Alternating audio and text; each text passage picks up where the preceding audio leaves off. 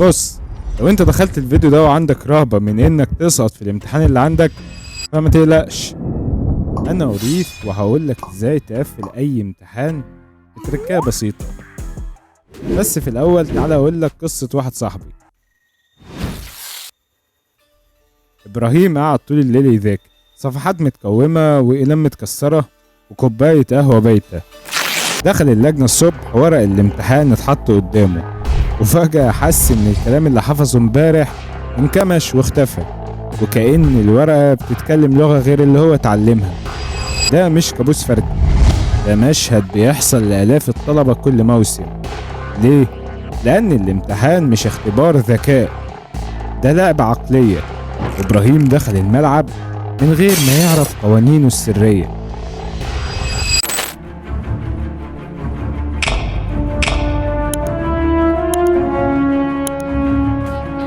بص يا باشا، أي امتحان سواء ورقي أو شفوي أو حتى أونلاين عنده منهج معلن، بس الامتحان نفسه بيبقى ليه منهج تاني مخفي. ازاي يقيس سرعتك تحت الضغط، ازاي يرصد ارتباكك لما السؤال يلف ويدور، ازاي يفرق بين اللي بيذاكر واللي بيفكر. في الحلقة دي مش هقولك ذاكر اكتر ولا نام بدري، هفرجك على الخريطة السرية اللي المصححين ما يقدروش يكتبوها في ورقة التعليمات. هتعرف ازاي تشم ريحة الأسئلة المكررة قبل ما تيجي، تتحايل على ذاكرتك عشان تطلع المعلومة الصح في اللحظة الصح، وتفهم مبادئ الهبد العلمي الدقيق، تتحكم في الوقت جوه اللجنة كأنك معاك ريموت كنترول. ولما تمسك مفاتيح اللعبة دي هتكتشف ان نفس المفاتيح دي بتفتح ابواب امتحانات الحياة بعد كده. واول حاجة يا باشا لازم تعرف عدوك. الامتحانات مش مجرد ورقة واسئلة، ده زي اي خصم بتواجهه في اي لعبة. علشان تكسب لازم تعرف حركاته المكررة وخطته. واول حاجة هي انك تجمع عينات اللعب. هات امتحانات السنين اللي فاتت كلها، رتبها جنب بعض على المكتب، وابدأ دور بقلمك الأحمر على نفس الأسئلة المكررة. كل سؤال بتلاقيه جاي أكتر من مرة شد جنبه خط بسيط، وفي الآخر ابدأ جمع الأسئلة دي. مش هتلاقيهم كتير وهتلاقيهم وفروا عليك مذاكرة دروس وأبواب كبيرة. وبعد كده هنطبق قاعدة 20-80. ببساطة 80% من الأسئلة اللي بتظهر في الامتحان بتكون جاية من 20% بس من المنهج.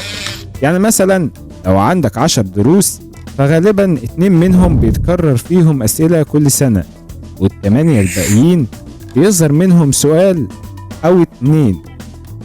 لو بتراجع امتحانات آخر 5 سنين ولاحظت إن كل سنة بتيجي مسألة من درس قوانين نيوتن وفي سؤال مقارنة بيجي بشكل متكرر ودايما بيسألوك عن تعريف معين، يبقى الدروس ديت هي 20% اللي جاية منها كل الزحمة دي. هتعمل ايه؟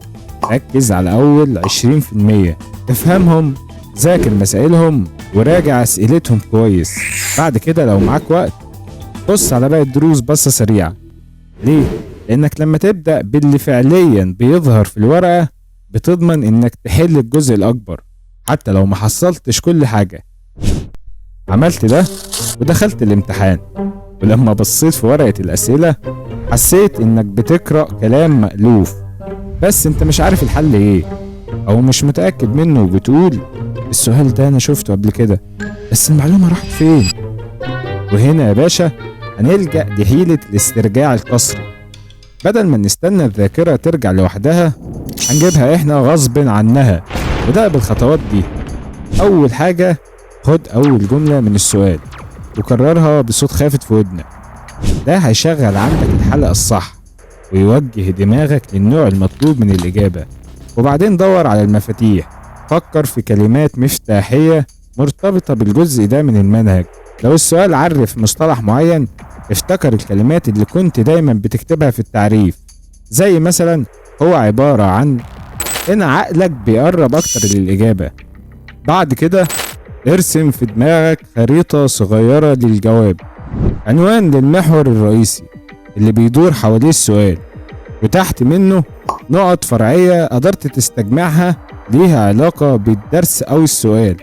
ده بيساعد على تقسيم الكتلة المعرفية إلى أجزاء أصغر اللي بتربط بعضها ببعض بشكل منطقي، فتجيلك قطرة قطرة بدل ما تحاول تطلق كل الرصاصة دفعة واحدة. رابع حاجة، لو لسه حاسس إن المخ بيعاند والطريقة دي برضو دماغك مش عارفة تحضرها، هنلجأ للتقنية المفضلة وهي الهبد العلمي المقنع. استخدم مصطلحات منهجية صحيحة واربطها بجمل منطقية كأنك بتحكي قصة مفهومة. حتى لو التفاصيل مش كاملة، المصحح هيقدر على الأقل يشوف إنك فاهم الاتجاه العام، وده غالبا بيكفي يديك علامة محترمة بدل الصفحة البيضاء. هتقول لي يا أورث، أنا وصلت لغاية هنا وأنا أصلا امتحاناتي مش مقالي وإنما اختياري. أقول لك يا باشا، لو دخلت الامتحان ولقيته متقسم نصين، جزء فيه أسئلة كل سؤال وراه 4 اختيارات وجزء تاني فيه أسئلة صح وغلط، اعرف إن الامتحان مش بيقيس بس انت عارف ولا لأ، هو كمان بيقيس ازاي بتفكر تحت ضغط. طب ازاي نحل ده؟ في شوية تقنيات بسيطة بس فعالة جدا. اقرأ السؤال كويس قبل ما تبص على الاختيارات، لأن كتير مننا بيجري على أول اختيار شكله صح وبيقع في الفخ. أول حاجة، شوف الاختيارات اللي واضح إنها غلط واشطبهم، ده لوحده بيزود فرصتك في الاختيار الصح حتى لو مش متأكد. خلي بالك من الكلمات الخطيرة دي زي دائما، أبدا، كل. الكلمات دي لما تلاقيها في أي امتحان غالبا بتكون علامة إنه غلط، لأن الحاجات في الحياة نادرا ما بتكون مطلقة. مثال سريع، لو جاب لك سؤال زي ده مكون من 4 اختيارات، هتبدأ في أول حاجة تقرأ الإجابات بعد ما تفهم منطلق السؤال. هنا بيتكلم عن الديمقراطية.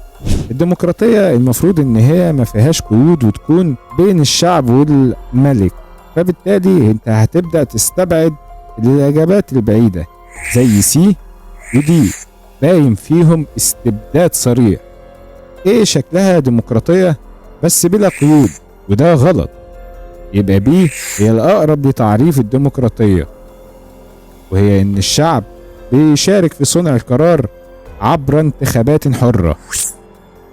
وبما إن أغلب امتحانات الثانوية العامة بقت عبارة عن صح وغلط، فدي الطريقة الصح اللي انت تحل بيها الامتحانات في جزئية الصح وغلط. أول حاجة، تركن الكلمات المضللة على جنب.